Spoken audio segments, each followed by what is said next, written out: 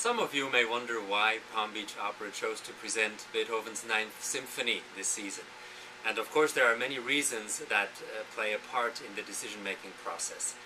On one hand, we wanted to make sure that despite some necessary changing in artistic programming, we could still have a contact point with our audiences in December. On the other hand, we also wanted to make sure we could really showcase the forces of an opera company, such as the orchestra, the chorus, and of course vocal soloists as well.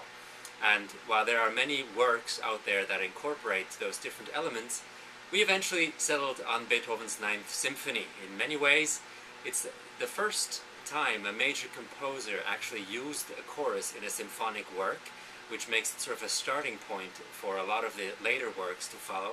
It actually allowed us to build a little bit on the success which we experienced with Beethoven's only opera Fidelio, which we presented to the Palm Beach Opera audiences 2 seasons ago. At that time already we had inserted Leonore No. 3 overture into Fidelio, and we realized that every time the orchestra stopped playing this overture, the audience completely went wild. They jumped up, they applauded, and we realized that there was really a big love for the orchestra in the community.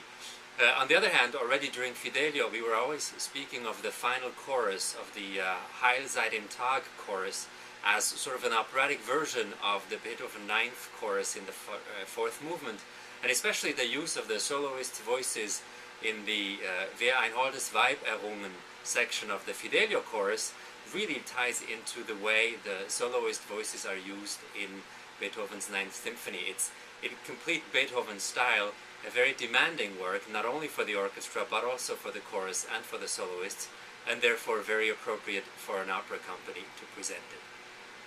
The Ninth Symphony also has a very similar theme to Fidelio, inasmuch as it is a central work about humanism, about brotherhood, about the good in people, about finding comfort in each other, and also in knowing that there's a higher power.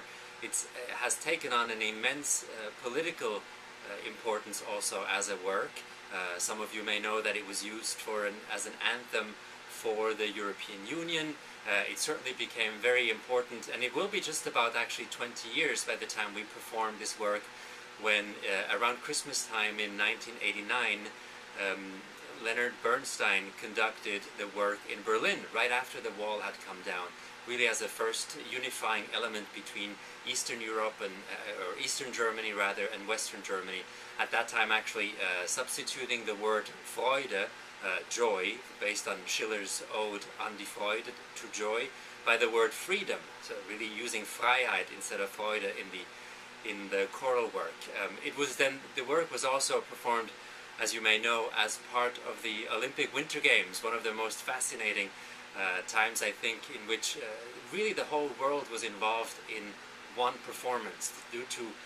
With the help of electronic media at that time, Seiji Ozawa was actually conducting several choruses all over the world, one in New York, one in Berlin, I believe one was in Cape Point. There was 2 choruses in Japan itself, while he was at the Winter Opening Games at Nagano, with the help of television and teleprompting, really creating this moment when the whole world together was singing about being one world and one people. And it also then became very important later on when Daniel Barenboim, I believe, conducted a symphony comprised of Israeli and Arab youth, really trying to connect these 2 people as well. And in many ways, obviously, in today's world, just as important to continuously think of all of us, especially in the current circumstances, as in this together, and really building upon the strength that make humans human. One of the reasons, I think, why almost everybody can relate to this work is because it really is a symbol for overcoming struggle. All of us obviously struggle every now and then in daily life, and so did Beethoven. Beethoven really struggled with going deaf, with realizing that his most important sense, especially as a composer, was leaving him, and that he was no longer able to hear the music that he was composing other than in his head. So especially the fourth movement really exemplifies this idea of struggle, the struggle between the orchestra and the chorus, the struggle within the singers, the struggle, musically speaking, in all the dissonances that are built into the work, this incredible build-up of the orchestra, in the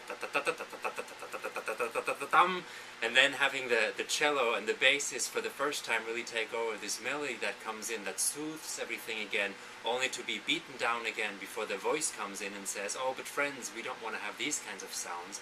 We want to have much more beautiful tones and more combining tones that we want to be singing. And so it really exemplifies this idea of coming to a consensus, coming to a moment of peace and of comfort in the end, after having gone through the struggles of everyday life, of Beethoven's life, of a musician's life, of the world in general. And I think that's one of the key elements why everybody can really relate to it. There are many more reasons, of course, why Beethoven's Ninth Symphony became the pillar of symphonic and choral works that it is today. These are just some. I certainly do hope that you'll join us for this community event in Palm Beach in December, and I wish you a good rest of the day.